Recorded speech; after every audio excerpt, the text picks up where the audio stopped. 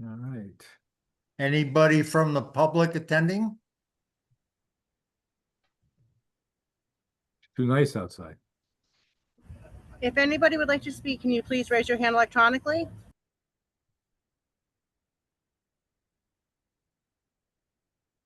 I don't see No, anybody. there is not.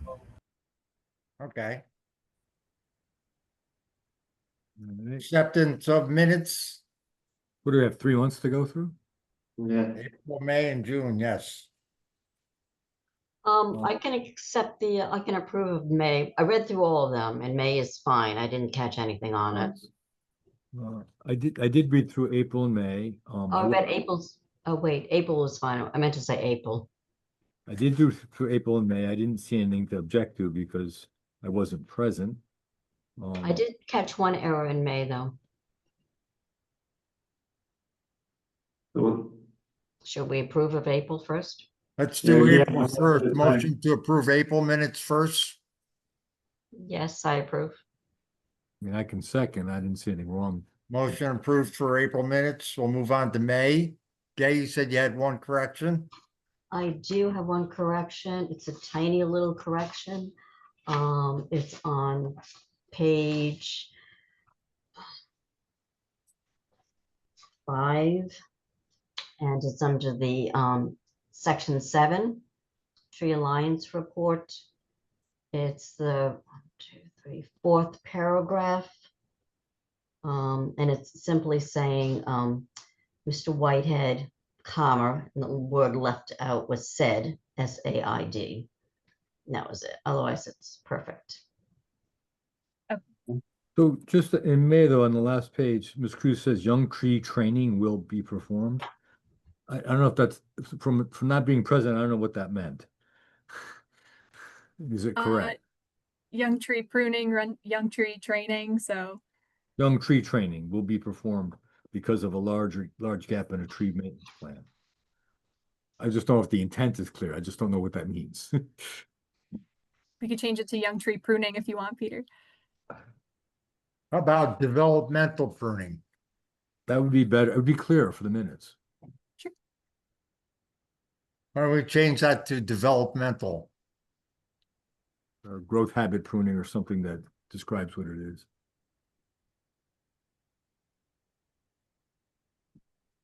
Okay. Motion to approve May as modified. Yes, I approve. May it's approved. June, I didn't get a chance to look at. June on paragraph A, new business. I think it's substantial, not. Did I get it wrong? Sustainable. Make planting sustainable, not substantial. On page 14 of 15, wherever. Why is that so good? It's under new business A, Rotary on Richards Avenue, Peter Street. I think the word is sustainable. Yes, I have that circle too. That's correct. Minor change. I had to prove I read it, right? Yes, I had it circled too. Otherwise, it's okay. Motion to approve May as modified. A, Yes, I approve. Approved, okay. Thank you. Then we'll move on to tree planting, watering reports. Yep. So my report is that I don't have the full watering report with every single location, but Olmsted confirmed that they are watering. And I did not hear back from Minutemen, but I know that they're out there because their trees are looking pretty good. We do have some replacements, likely because of the drought last year, but nothing substantial. Things are looking good.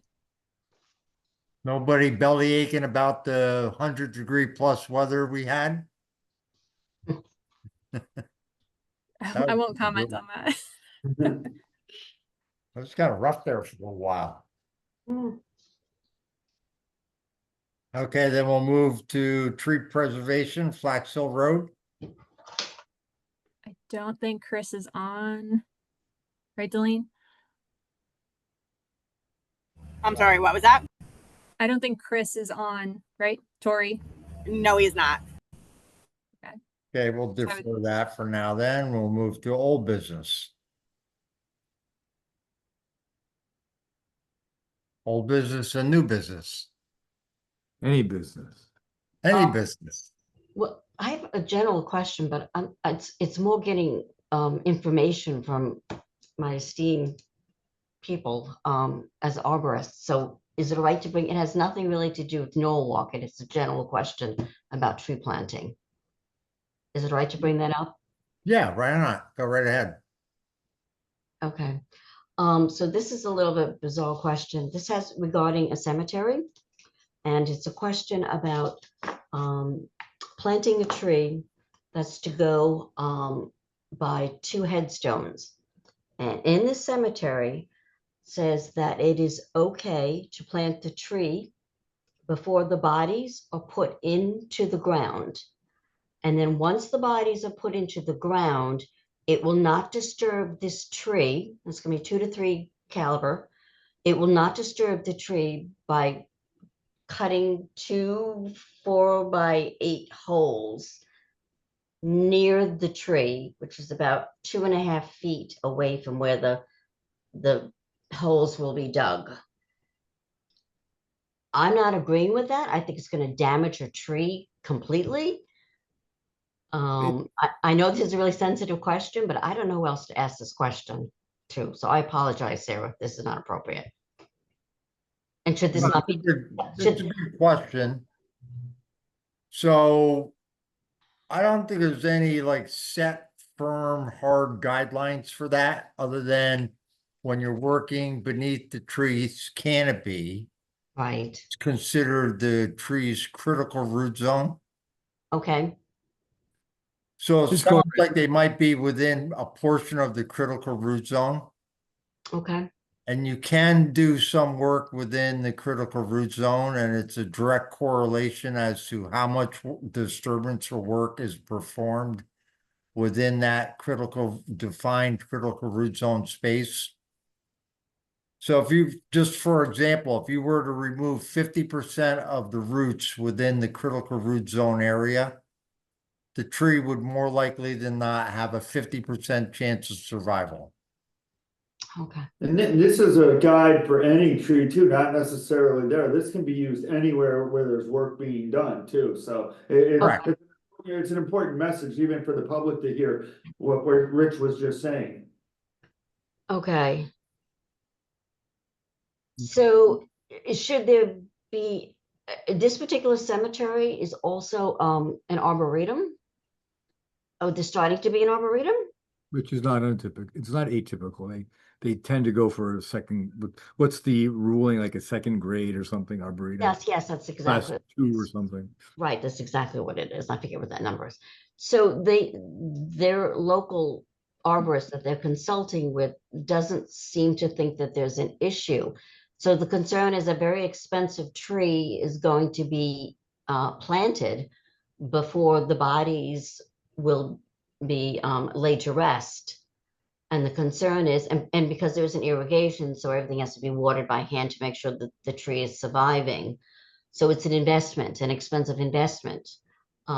So I was concerned about it, about whether or not it's going to be, as you said, a 50% chance that the tree will not survive. So my understanding from what you're saying is if it's within within the canopy, the drip line, if 50% of that is compromised, it's a 50% chance it won't survive. Is that what I'm hearing? What's the duration of the time period at which you plant a tree and the expected excavation? Yeah. I mean, there is That's some, the key. I mean, there is the sooner, the less damage. Correct. And that's what the problem is. Yeah, I hear you. Now, And you could put root barriers around the area of the excavation so the roots avoid that. I mean, Okay. I've never done that, but you could certainly do that. The question is, they will go in other directions, and are the other directions as vulnerable to being excavated because they typically are in a cemetery? Is that And accepted practice We to could put a probably barrier? handle 1 or 2 excavations in its lifetime, but not Okay. multiple frequently. I'm gonna go back to the original question, but you said a tree is going in between two headstones that are 2.5 feet apart. Right, the size of the plot that's being dug is 4 feet by 8 feet, so that's one plot. And then next to it will be another plot, and then a third plot will be purchased, which is going to be approximately, well, the same thing, 4 feet by 8 feet, so 4 feet across. So it's gonna be 4 feet for one plot, 4 feet for another plot, and then another plot will be 4 feet. So my understanding is the way that they will accept this tree, such rules and regulations, right? So you have to have that by that third plot. So 3 plots being bought for this one tree going in, which is fine. But the concern is that, it's very hard to predict when the death will be and when there'll be an excavation in these plots. So I don't know, to Peter's point, exactly when it's going to be dug and how old the tree will be and the maturity of the tree and everything else. So, good question, right? Now, Very now, good on the other question, hand, yeah. if they're cremains, it's really quite simple. If they're cremations, it's easy. No cremations. This is the casket. Okay. That's way too easy. And you don't need a 4 foot by 8 foot. No, Plot. but you can buy, I mean, that people do. Yeah, Do. Yeah, they do, but usually they have smaller plots, yeah. Not everybody. Okay, fair enough. I designed a very nice headstone that was, 30 inches by 60 inches, Vermont green slate tablet. It was really nice for, a future plot in Long Island. Very nice. Put it in my, what size is the tree going in now, Gay? What size?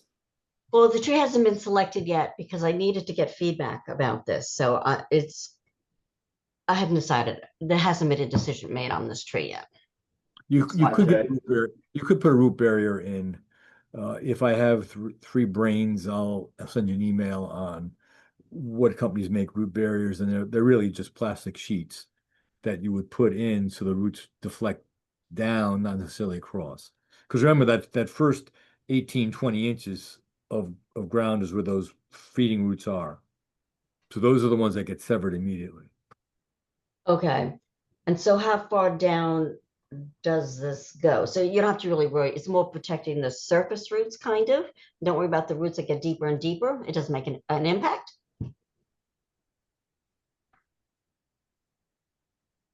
Yeah. Peter, you're mute. Peter? Within a 20-year period. Oh, okay. Typically, the root ball on a insulation tree, I'm thinking it's gonna be between 2.5 3 to feet. 3.5 inch caliper. Is probably gonna be about a 3 foot diameter root ball. So if they're gonna put it between two headstones that are 2.5 feet apart, they're gonna have to shave part of the root ball to squeeze it in there. Oh, good point. That's gonna be more detrimental to the acclimation of the tree than anything else. Yeah, because I know you just mentioned a 4 foot, It's 3 4 foot. feet across, right? So if you're saying it's a 3 foot To diameter, Rich's point is if it's a 3 foot root ball going in, you're gonna take up almost all of that 4 feet. If it's the 2.5 feet that you mentioned, you're gonna have to shave the root ball right from the beginning. well, that's gonna damage a tree. That's gonna damage the tree quite a bit because the trees are root pruned from the grower Mm, and have a condensed root system, so it transplants with a higher survival rate. So is it better to have a smaller tree go in than a substantial tree? Yes, in that particular circumstance, and you only have a 2.5 foot diameter space to plant within, you want to start with a smaller caliper tree, so you have a smaller caliper root ball. And then to Peter's point, the longer they wait till they plant, the roots will radiate out into Right. that, and then you're cutting more of the viable root system away. Not that Right. you'd be go, but What was that? So once you plant, you have to sell those plots kind of quickly. quickly. Yeah. Go put somebody alive in there. Gay, what actually I just thought about is, Okay, that was a good question. We spent enough time on it. no, actually, Yeah, they could install the vault liners now. If they install the vault liners now, there's less damage probably. Correct. Okay. So the concrete vault liners that go in first, Yeah, only what, a 2 foot below top or something? Are you talking about the vault liners inside? This You might particular- install those first. The cemetery does not have that. Okay. Yeah, I thought of that too. That would have solved the problem. That's just occurred to me, yeah. It was a good idea though, but that would have solved everything. But they don't have, but they also call it the It would've- vaults. yeah. And they don't do that. They're not doing that. Okay, well, maybe they should. All right. Thank Okay. you. Thank you. You're welcome. Good questions. Yeah, it was a good Jeff thing with for the us public tonight to- Huh? for It's tree a good line? thing for the public to learn about too, in terms of shaving the roots and stuff too, so it's important to know for even just around the house. Okay. Anywhere you're digging. Good point. Okay.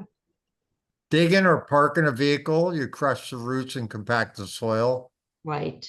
A lot of people don't think about that. Yeah, when I see trees parked up right across the trees and they're not supposed to be doing that, it's a protected area. It's constant. It's Yeah. constant. Just, if you talk about, I do have a question. Because I'm walking down here all the time on Wall Street. I do see the tree pits over on East Wall Street where we just did the sidewalks. And the soil there is full of stone and soil. It looks like it might be a structural soil, but I'm curious as to what the specifications were for those tree pits. I find it very curious that there's a lot of small stone in the tree pit backfill. And I don't know if we know anything or if there's any standards that come across our desk. Structural soils are for holding up concrete, not necessarily for planting the trees directly in. So I don't know if we know anything. I mean, because these projects don't come across our desk, we don't necessarily know. But I am curious for just, what detail was used, and then we can look at how the trees respond moving forward. I mean, Yeah. it's more about, seeing how things are done and if it works. Sure. So, Peter, I did can ask, I have not seen the specifications for that contract or that project, so I can ask TMP, the Transportation, Mobility and Parking Department, to see those specifications. yeah. And Paul, in terms of structural soils on any other projects, I don't think we have a city standard. I think we would probably defer to DOT as usual. Exactly, yeah, we'd be using that, and then the topsoil for planting too, obviously, we'd want the pits to have the good quality topsoil that would be good for growing the trees. Yeah. But that, like you said, that project wasn't a DPW, it was a TMP project, so. Yeah, sorry, by we, I mean engineering, I guess. In the city, yeah. Well, I mean, typically, if you look at those Cornell mixes, they actually look a lot more like stone than soil. If you actually see structural soil by the Cornell spec, and that material goes under the concrete, and then the tree pit itself, you would have an angle of deflection into the tree well, but the tree well itself would have probably solid just topsoil. The tree would not be planted in the matrix if it didn't have to be, unless the concrete was right up to the tree. So I'm just curious to see what that section is, because nothing's changing now, it's done, but the question is, how do the trees respond moving forward? And it would be a case study for us to keep an eye on. Usually, you would not want the process aggregate base in the tree pits to plant in, that's to support the concrete sidewalk. So yes, you're correct, you wouldn't want to mix the two of them.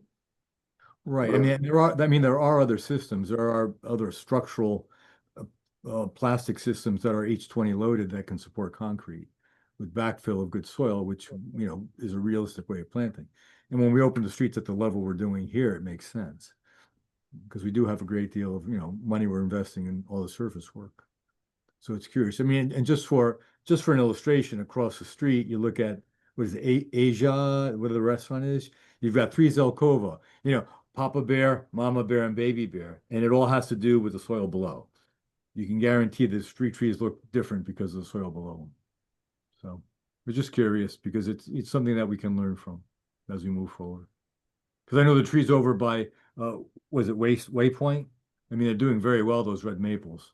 Not that red maples are the best street trees in that location, but they are doing well, and I think they're irrigated.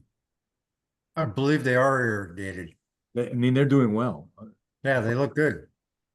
And even on this level that we work here, I mean, we do need and should consider, street hydrants or, I know, I can't think of the name of the company, it's an old iron company. They do make, spigots that you can actually put them in the concrete, flush or grade, so you can water trees from street level.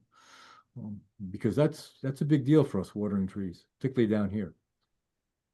Paul, can I confidently say that we could potentially develop a actual city standard within the DPW engineering standards? Yeah, for- definitely. That's something that we want to work with. We can put something together with that and then put it in our standard detail sheets. But I can take a look at what their because they're using a consultant, so I can see what the consultant had put into their proposal. That'd be great, yeah. I know that we've addressed flexi pave and mulching on the tree pits and knee rails Right. for protecting the tree pits, so all that could be part of that study or specification. And we are doing the flexi pave, in our, restoration contract. There's prices in there for, what we're doing for, pavement restoration. So what we're doing is through that contract, what we call our patch contract, we have a price for the flexi pave in there. So that if we have a group of tree pits to do that are a year old and the trees have survived, we'll have them done at that point. Example would be South Main Street. We just planted the trees. Next year, if those trees have survived, we'll go through and do the flexi pave in those tree pits like we've done in the past, like down on Washington Street. And we try to wait the year though, because we want to make sure that the tree is going to survive, because the flexi pave is like $35 to $40 a square foot. So it's not inexpensive. So that's why we want to make sure that the trees are going to survive.